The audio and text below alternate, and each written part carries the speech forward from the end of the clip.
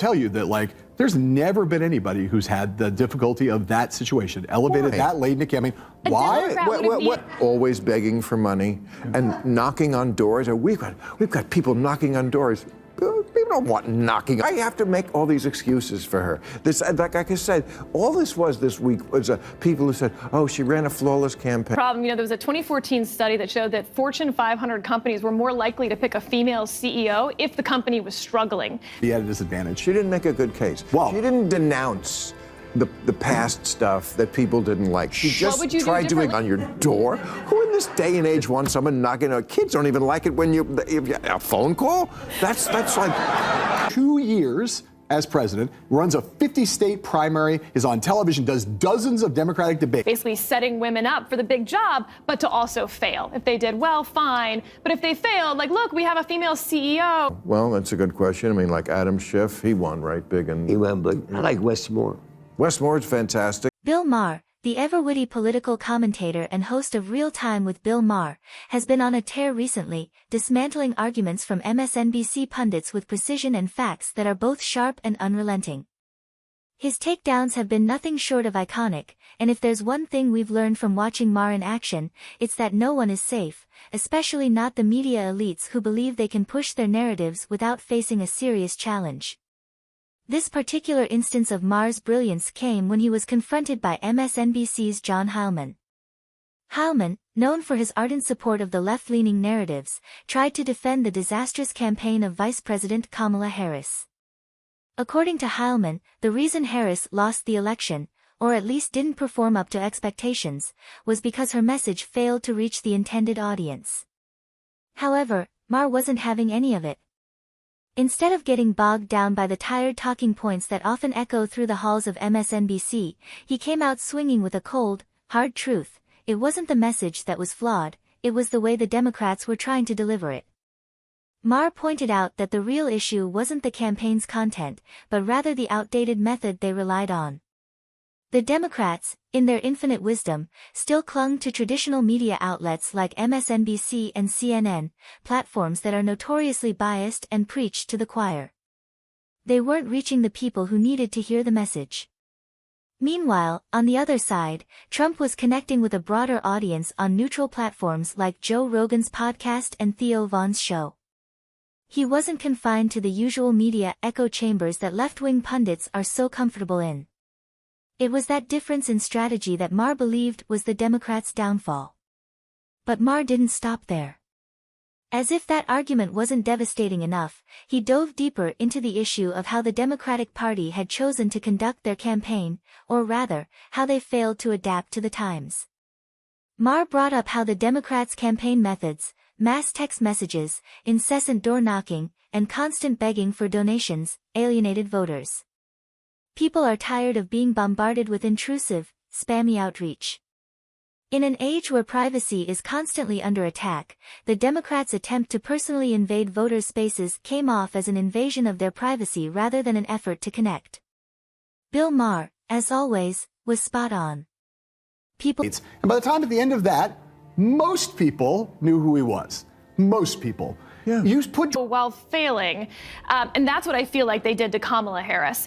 When Biden refused to step aside and not run. A lot of time trying to introduce yourself to the country while also being in a steel cage death match with Donald Trump. Okay, but in the mass media age, that 107 days is not long enough to know somebody? You are sitting vice president, and you get put on elevated to the top of the ticket, 107 days. People don't want to be hassled.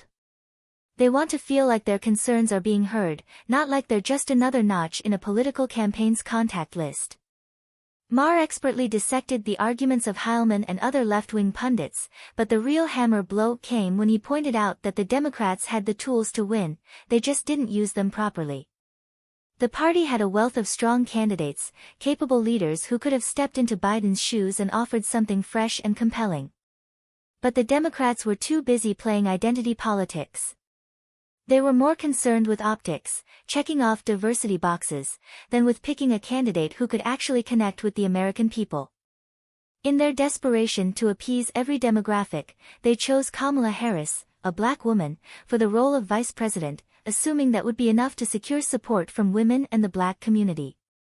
However, this decision backfired. People didn't just want to be represented, they wanted a leader who could solve their problems, not one who was selected for the sake of symbolism.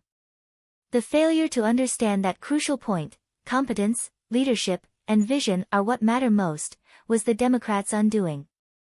Maher drove home the reality that Harris, despite being a capable individual in her own right, wasn't the right choice. It wasn't about race or gender, it was about the failure of leadership and the inability to present a compelling vision for America. The left had missed the point. Voters wanted solutions, not just the illusion of diversity. Now, Bill Maher wasn't just critiquing the way things were handled, he was showing how the Democrats' strategy misfired in the worst way possible. He spoke about the 2014 study that showed how Fortune 500 companies were more likely to hire a female CEO in times of crisis. This, Maher pointed out, is what happened to Kamala Harris. She was thrust into a position where failure was inevitable. She was set up to be the token female in a male-dominated political world, but without the support and resources to make a real impact. It was as if the Democrats, by forcing her to play the part, had already decided her fate. But what really stood out in Maher's dissection was the way he challenged Heilman's ridiculous notion that Americans couldn't possibly know enough about Kamala Harris in just 3 months to make a decision. Maher, with his characteristic flair, asked the room a simple question: how many of you feel you don't know enough about Kamala Harris to decide whether or not you'd vote for her? The result was telling, an absolute silence. Not a single hand was raised, not a single voice spoke up. The truth was inescapable. The American people didn't need months to figure out who Kamala Harris was. They knew exactly who she was and what she stood for. The response, or lack thereof, exposed the glaring disconnect between the woke left and the everyday American voter. This wasn't just an awkward pause. It was a reality check. Heilman's argument crumbled right before his eyes, and Maher knew it. He had proven his point in the most efficient and public way possible. The audience's silence spoke volumes. Again, he was supposed to be that bridge. He backed off on that promise due to arrogance. And then he dropped ahead of the election. I think that is a very high degree of difficulty put on anybody. And I do not think she is the perfect candidate. I drop somebody into the middle of you, at the top of the ticket, 3 days out, 3 months out, you are going to have to spend a... It was a clear message: the American people aren't confused or uninformed. They know exactly who their leaders are, and more importantly, they know when they don't resonate with them. Kamala Harris had failed to connect, and that failure was not because of the timing or the media. It was because the message and the messenger were both out of touch with the realities that Americans were living through. Maher went further by challenging the notion that 3 months wasn't enough time to introduce a candidate. He pointed to international examples where countries can hold decisive elections in mere weeks. Why is it that other nations can manage elections in a fraction of the time, yet Americans are supposedly too slow to make up their minds? It's an insult to the intelligence of the electorate, one that Maher wasn't willing to let slide. What's truly at the heart of Maher's argument, though, is the idea that Americans aren't stupid. They aren't fooled by the tactics and talking points the media and the Democrats rely on. They see through the narrative. They know when a candidate isn't right for them, and they know when leadership is lacking. The Biden-Harris administration had failed, not because of one candidate but because of the policies they pushed forward. Whether it was Biden, Kamala, or anyone else, the message had already been rejected by the voters. What Bill Maher exposed that night wasn't just the fallacy of MSNBC's talking points, he exposed the flaw in the entire approach of the modern Democratic Party. They underestimated the American people, assuming that identity politics and symbolism would win the day. But voters want substance, not performance. The Democrats have been so focused on pandering to certain groups, they forgot to address the core issues that affect every American citizen: jobs, inflation, safety, and security. The final message from Maher couldn't have been clearer. The Democrats lost because their agenda failed to resonate with the people they claimed to represent.